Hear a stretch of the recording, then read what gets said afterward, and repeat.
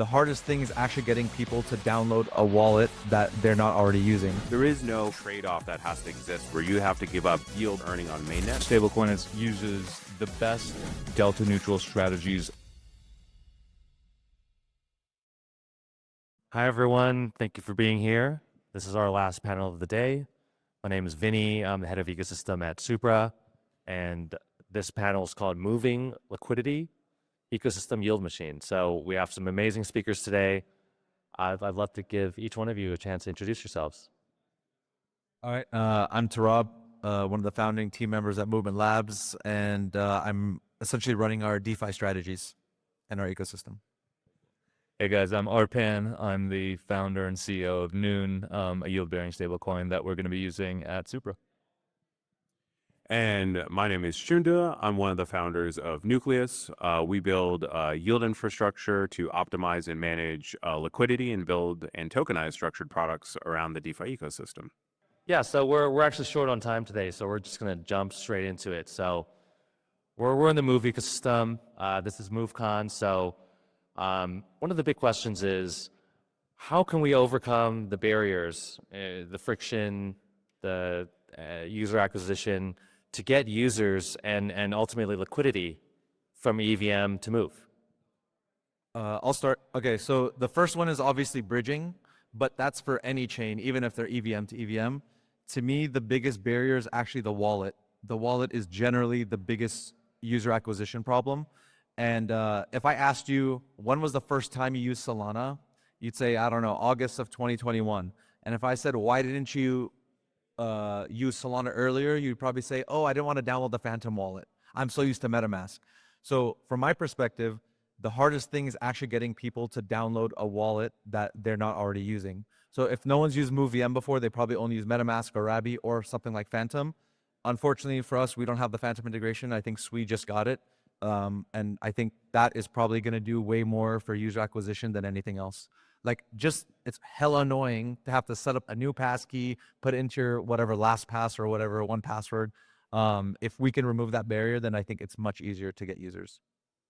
And then remember it all, right? Because then you actually have to figure out a way to keep it all secure, which is a pain. I just take a picture on my phone. All right, don't tell everyone, man. All right, well, I think honestly, that's probably the best answer. I think from my side, right, we've worked with a bunch of different chains. And for us, the biggest thing after, I think, sort of some of the initial infrastructure of like actually figuring out how you physically and sort of logistically get on is, why are people actually going to use that, right? And then you have all of the utilities and the use cases. A lot of it's structured around yield and what the opportunities are that you can create. And obviously that's a large part of what we're doing with Nucleus and Supra, is sort of creating some of those opportunities for users to actually want to come on to do some cool stuff on there. Yeah, 100%. I think, like, you're right. After you get the first onboarding step completed, the next question that everyone's going to ask is like, okay, what am I doing here, right? And I actually think the best way to approach kind of answering the question, like, how do we get people to go on to the Move ecosystem, is to eliminate that kind of sense of a dichotomy in the user's mind. Like, for the user, it shouldn't be I really in internalizing that this is an EVM or MoveVM ecosystem. They should be internalizing that, oh, I am going here because of X, Y, or Z application or A, B, or C reason, and I know I'm going to get the best thing that's for that purpose in this ecosystem. And so, like, when it comes to the things that we focus on, the goal is always to really make sure that users are able to immediately identify and say, like, okay, I know that even though there's like 10, DeFi protocols in this ecosystem, the best kind of structured products, the best trades, the best opportunities, the things that are going to be the most interesting for me are going to be 1, 2, 3, 4, and 5. I can take a look at that, and for interacting with those types of opportunities, it occurs in as easy as like 1 to 5 clicks. Yeah, so that leads right into our next question. What are you guys doing in the companies you work for to actually innovate on the infrastructure side to make some of this possible? Maybe user experience, chain abstraction. Yeah, I mean, the main thing is having a bridge that people can use, that it's trusted. So that's probably number one. I know there's other questions coming down, so I won't jump the gun there, but obviously one of our partners is Nucleus, and they help make that transition really easy for people to get that cross-chain liquidity. So I'm just gonna throw it up as alley-oop to Chunda. Appreciate it. Yeah, so for us, we're really focused on making the process of bringing liquidity over to a move-based chain from any other chain as simple as like I said, 1 to 5 clicks is kind of like our benchmark. And so if you have liquidity on the EVM, like on mainnet, on Base or Arbitrum, or like the large rollups, by using a Nucleus supported product like SupUSD or MoveVTC, you're able to take the assets that you love the most, bring them over into these new ecosystems, and use that as a baseline to start exploring the ecosystems. There is no kind of like trade-off that has to exist where you have to give up your yield that you're earning on mainnet to actually go and explore these new ecosystems. You get to effectively have your cake and eat it too by taking the best that ETH, mainnet, and other chains have to offer, and then bring it over into these new ecosystems where you can now explore these new applications. And speaking of yield sources, now I'm going to pass it off to you to give us more context on that. Yeah, so we are yield-bearing stablecoin, the most sort of intelligent, fair, high-yielding on ETH right now. And so that's where we sort of fit into this picture right now. Unlike, I think, a lot of other chains, I think working with Nucleus makes that bridging process super easy. But what we have done on other chains is actually just build that bridge ourselves using like whatever messaging platform we choose, like Layer 0 or Hyperlane or anything like that. And I think we're moving slowly but surely towards a world where apps can actually become omni-chain themselves, right? There's a couple of DEX aggregators now that actually can collect liquidity from a bunch of different chains all in one place. So users have a very similar journey, both in terms of UX, but also in terms of actual utility on any chain that they go to. So I think infrastructure is moving in that direction. And I think that some of the guys up here are probably the ones that are helping move it there. Yeah, just to add on to that, Supra is also a partner up with Nucleus to help move liquidity specifically from Ethereum mainnet, where most of the liquidity lives, to Supra. So to do that, we actually are going live with a pre-deposit vault for stablecoins like USDC and USDT, where users can actually deposit this liquidity into a vault managed by Nucleus, and then Nucleus can run strategies which I think Arpan can discuss and ultimately bring liquidity, but also offer higher yields than users would normally get on Ethereum. Exactly. So what our stablecoin effectively does is it uses the best delta neutral strategies available at any given point in time to ensure that our users get the best yield, right? So that means we intelligently allocate between, say, basis or funding rate, depending on what's happening in the market, to make sure that our users don't have to worry about that there's no thought process behind, rolling over assets or making sure that they're optimally deployed. Then after that, what Nucleus is going to do is take those base assets and then deploy them in yield-generating ways. So, for example, on LP pools on UniB3, et cetera. But Chunda, you can probably speak more about that. Yeah, so what we do is we try to maintain spot exposure to these base assets, such as Noon stablecoin, and then we deploy those assets into structured liquidity strategies that maintain that spot exposure. So basically, you have guarantees that you're never really kind of deviating from, for example, like USD denominated return or USD denominated collateral. But you know that you can generate additional returns on top of the base returns of the asset itself. And just to add on to that, what's really great about what Supra is doing with Noon and Nucleus is once users deposit the stablecoin, mint let's call it SupUSD on Supra, they're actually incentivized to then explore the Supra ecosystem because they have to actually do that in order to claim the yield. Yeah, that's the extra details. So, of course, like the goal and the North Star should be to actually explore these new ecosystems, right?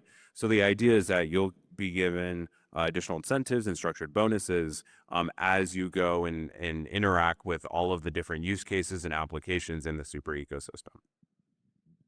And from a foundation perspective, it's actually possibly much more cost effective and better return on investment to do direct to capital provider or direct to LP or user incentives as opposed to the previous standard, which was direct to protocol. So with, like, for example, let's say Arbitrum STIP, short-term incentive program, they gave like hundreds of millions in incentives to these DeFi protocols, but we quickly saw that the TVL dropped sharply after. So we're looking to do it in a more fair manner, but also get more bang for our buck, and ultimately those savings can be rehypothecated and spent on other things to benefit the community and the ecosystem. So I'd like to pop this next question over to Torab. I know Movement's doing some exciting things. I was on EtherFi recently, and I saw Cornucopia, and I'd love to hear more about what you guys are doing, how you guys made that initiative so successful, and what you guys are doing in the BTC-Fi space. So Cornucopia is essentially a year-long campaign for liquidity, but it's more so known because we had these pre-deposit vaults. So we got like $250 million into it, which was good. I honestly was expecting more, but we launched it on Monday, but that Saturday Trump announced the tariffs. So the whole market just zoom. And then what happened is that people were really scared of the market because they don't want to, deposit into something, even though we don't have a hard, it's not a hard lock at the smart contract level. So if you deposit, once it's bridged, you can withdraw it. It's just you give up all your rewards. But even then, people are like, I'm just going to wait and see what happens. Because I don't know, it's the FTX PTSD or whatever the hell it is. Like, people are afraid, and I don't blame them. But essentially, I've realized that if you want big liquidity, you have to go to the LPs.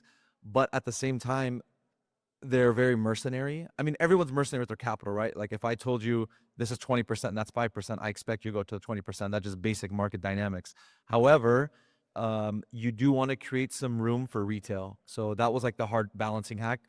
And then also, most of the LPs, they're like really spoiled and annoying to work with, if I'm being honest. And like, they want hella yield. They don't want to take any risk, and they want you to talk to them nice. I'm like, okay, like, I had someone I sort of got 3 days ago, was like, I want 15% on BTC.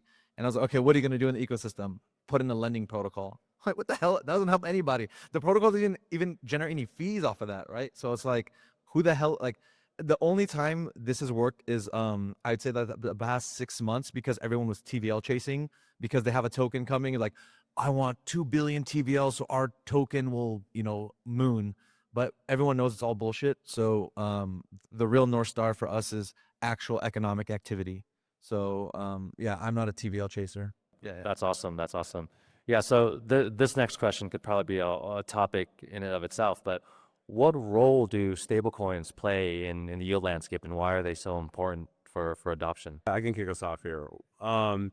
Well, I think the question goes, we have different kind of cycles in the market, sentiment changes in the market, and you need to be able to have a place for people to go when you have a flight away from risk. That's one thing. So when market conditions are a little bit more turbulent and people may have concerns, you need to have something that is kind of a stable bedrock of your ecosystem that people are willing to turn towards. That's where stable yields can be really important to kind of sustain economic activity and liquidity within an ecosystem. But I think the second thing, and one of the honest things about just kind of like crypto in general, is that everyone still denominates everything in the US dollar, right? And so realistically, when you're settling returns, when you're tracking performance, you're tracking this all to the US dollar, right? Or your favorite currency of choice, but some kind of fiat-backed asset. And so with that in mind, you're always going to want that kind of unit of account that users can look towards and be like, okay, I know I can settle into this. And when people do settle into that, you don't want them to immediately leave the ecosystem. And so by providing opportunities for users to, after they settle in to a position or into stables, where they can make that liquidity active and still generate returns and still be a part of the ecosystem, it's kind of a crucial part, in my opinion, of every ecosystem.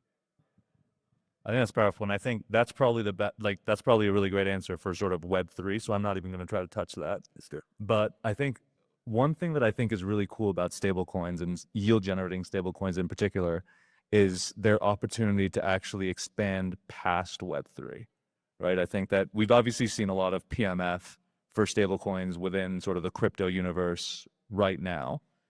And it hasn't been as big of a draw to try to sort of bring people into Web3 yet. But I think we're going to see that changing, right? And why is that? So a yield-bearing stablecoin, you break that up into two different elements, the stable element and the yield element. And there's lots of places in the world where those two things are incredibly important, right? We're sitting here in Denver. It probably isn't as important in the States.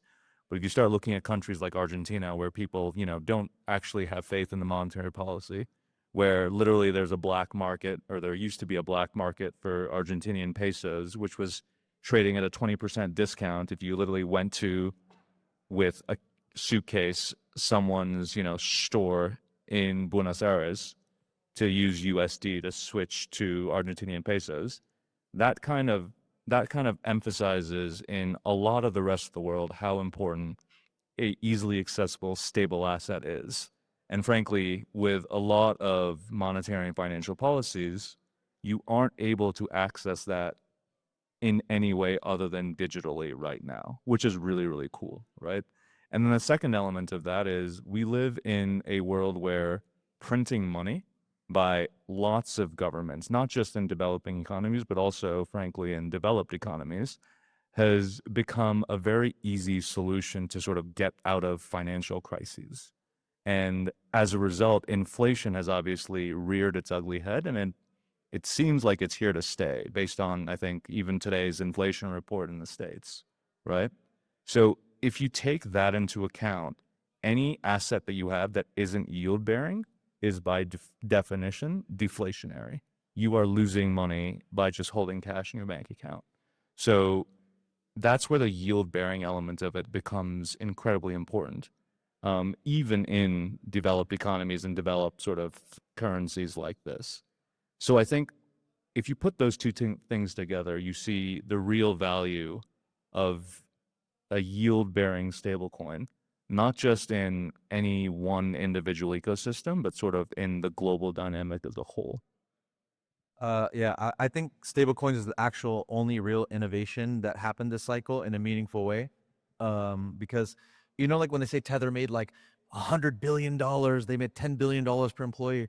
It was like, oh my God, that's amazing. You're like, oh, wait, how are they making their money, and how can I get a piece of that, right? And that's essentially how all these new stable coins are popping up. It's like, well, if I can just give a portion of that pie back, then people can make their money.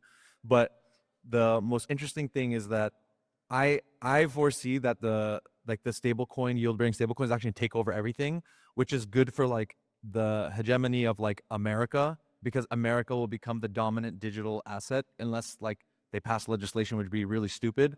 I actually am afraid that it's going to end up collapsing every other currency, because like I know that like all like if you young Turkish people, young Nigerian people, they all use stable coins. They don't want the naira, they don't want the lira. So I actually think it's going to end up creating an issue where all the other currencies might crash, because then like I always make a joke that for my kids, gold is just as old as Bitcoin. Like to them, they were born, they both exist. There's no such thing as one is older than the other, right? If anything, like gold with the, like I'll wear it, but like, Bitcoin is Bitcoin. So I think that it's hard, just like when Ethereum maxis think about like move chains, like, why would anyone use that? I'm like, let me guess, you're an ETH millionaire? Yeah, like I've never met a poor ETH maxi. So similarly, like this is how things kind of work. And so it's hard to think from a new entrance perspective, right? If I just started crypto, where would I go? Up to this point, Solana's been kicking everyone's ass. Like it's not even close. Like every person I know who just started crypto this cycle has a Phantom wallet on their phone. I personally don't even use my phone because I don't trust it. I'm like OG on my laptop type of thing. But for these people, like their phone is their crypto wallet. So again, I'm an unk now. Yeah, you can never miss a trade, right? When you have everything on your phone, you have your Rabby wallet, you have your Ledger Nano X Bluetooth, right? That really changed the game. I actually knew someone from last ETH Denver who literally met a KOL at a party and learned about a new meme coin called Jensen, Jensen Huang, NVIDIA, and got in at like 300K MCAP, and it went to like 100 million MCAP just because he had his phone and he had his wallet. And What is it at now? I hope he exited. Win and lose money. Yeah, what was that when he exited, right? By the way, dude, we're learning way too much about your security preferences right now. This is a little scary. My favorite meme coin was Vitalik Butter Chicken. That was like the funniest. I was like, and it hit like 50 million or something. Anyways, if that's not a top signal, I don't know. Yeah, to move on here, what are some flywheels that you guys can see coming up in the DeFi ecosystem or the Move ecosystem? Yeah, I'll drop this last one, then I have to head out. But in terms of flywheels, I think, and the Move ecosystem that are compelling to me, I think a lot of the Move ecosystem networks are really primarily focusing on this problem of like user onboarding, and then user retention, and then making sure that you kind of build up the way I would frame it is like Solana built up a like native user base where it's kind of, you have a user base that identifies with you directly, like you are the reason that they were onboarded onto the ecosystem. And I think the North Star for me is, I don't know if it necessarily is a flywheel in and of itself, or really is the catalyst for how flywheels get created. But I think about this in a lot of contexts for what we do at Nucleus is to build like that killer product that every net new person you onboarded onto crypto and onboarded onto your network and identifies with your network can just point to and just be like, this is the reason why like I understood why crypto was important. And I think if you get that down and you can at least get one thing in the ecosystem that does that for people, the rest of it kind of figures itself out. Now with that, I'll step out. Appreciate you guys for having me. Thanks, Chunda. See you soon, man. Peace out. I think there's two flywheels. One is like from a DeFi side, so that's obvious, like yield bearing stable. So you get a yield bearing asset, naked asset, you supply, borrow, swap, supply. Like that's the basic one, right? Like everyone knows, right? I take a liquid staked ETH or restaked ETH and I borrow naked ETH and I swap it or stake it and I like compound the yield. But in terms of like users, you just have to have a good product market fit. That's the only flywheel. Like, for example, I remember, you guys remember Cash App? You got like $10 or $5 if you referred someone. Or Robinhood is like, oh, if you, they'll give you a stock and it's like some penny stock and like, goddamn, this hella waste of time. But anyways, but then when you look at something, again, I'll say Phantom. Like, I know so many people that sent a link to the Phantom wallet to like their friends. There's no referral fee. There's no nothing. It just, this thing is so freaking good that you should use it. So to answer your question, there's DeFi flywheel, then there's just like product flywheel. I hand it off to you. Yeah, I'll focus on the DeFi flywheel because that's what I know a lot more about. So what's going to be really interesting, I think, is we've seen some innovations now using sort of the true ability of blockchain technology to be super transparent, right?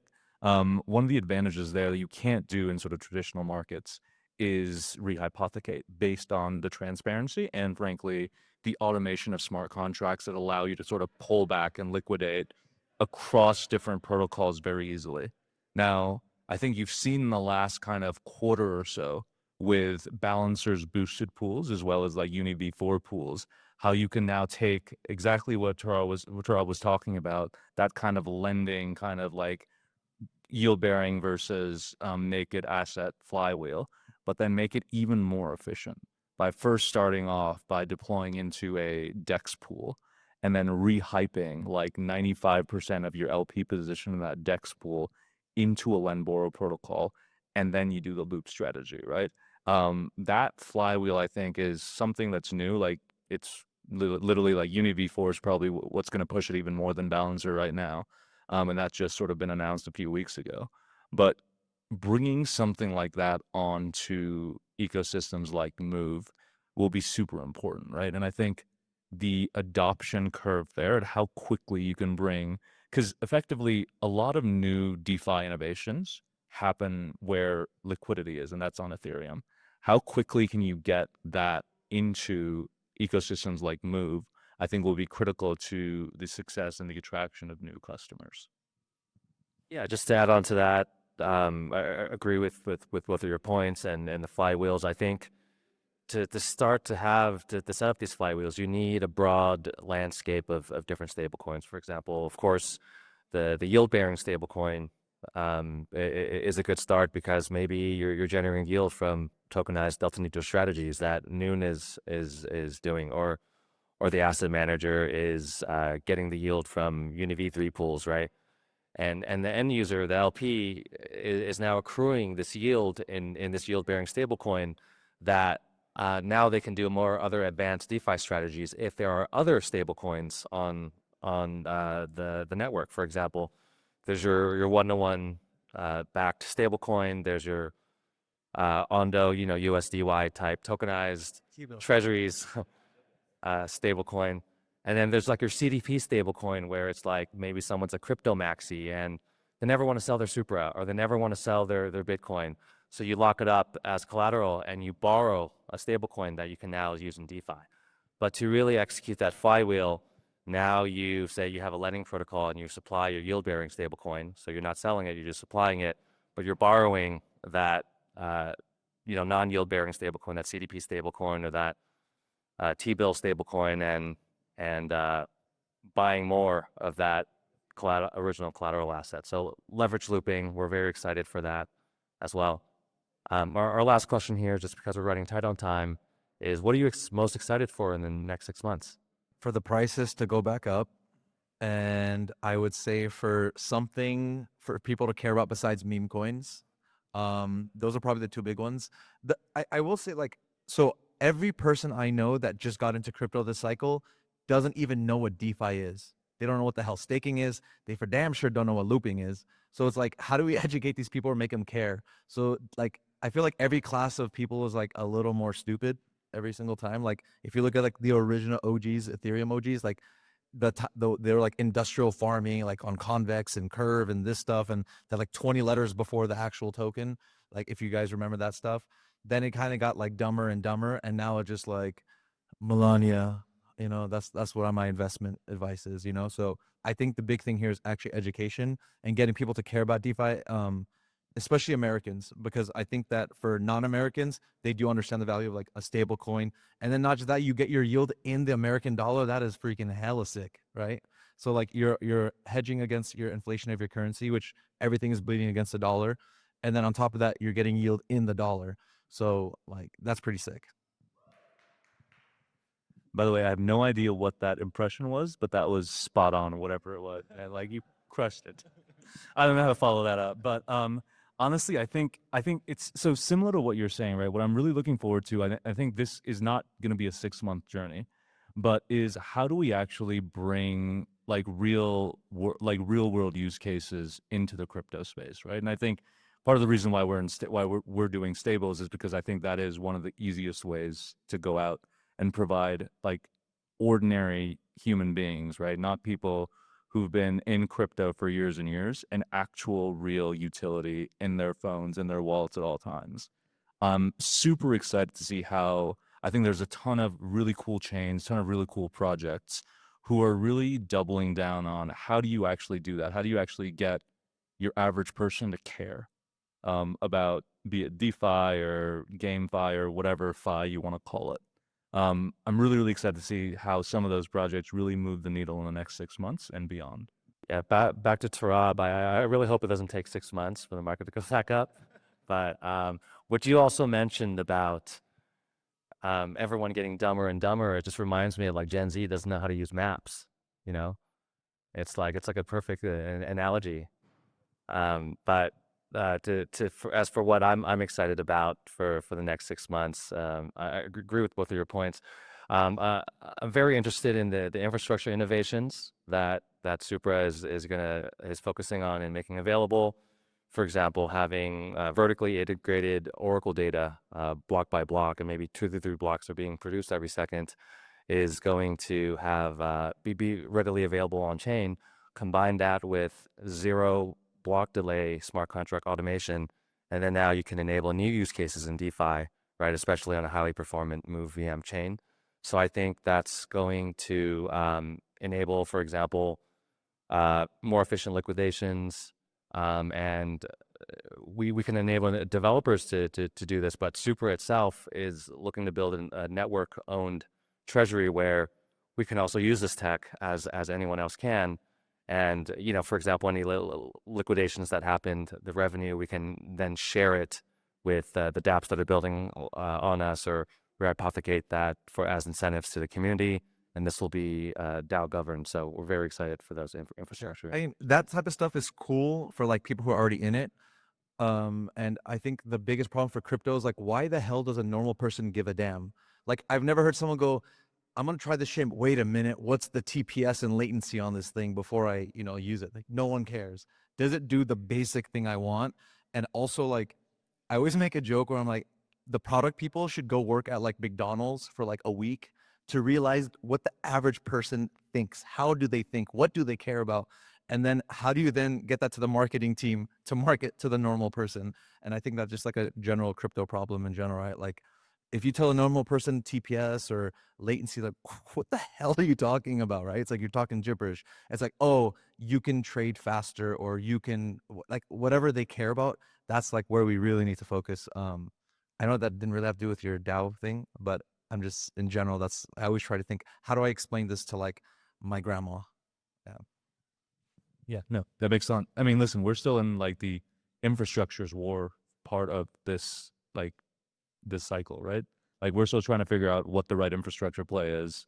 Everything right now is like in like testnet, right? Like, there aren't, in the grand scheme of things, that many users or anything like that, and frankly, any of the stuff that any of us are doing.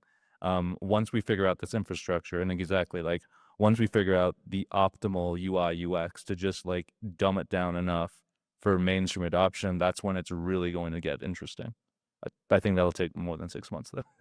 We're running out of time here, so any last words, any alpha you want to drop, anything you want to share? Mainnet soon. Check us out at noon.capital. Yeah. Keep your shirts on, guys. Relax. Yep, I think that's about it. Thanks, guys. Thanks for listening, guys. Appreciate it. Thanks, everyone.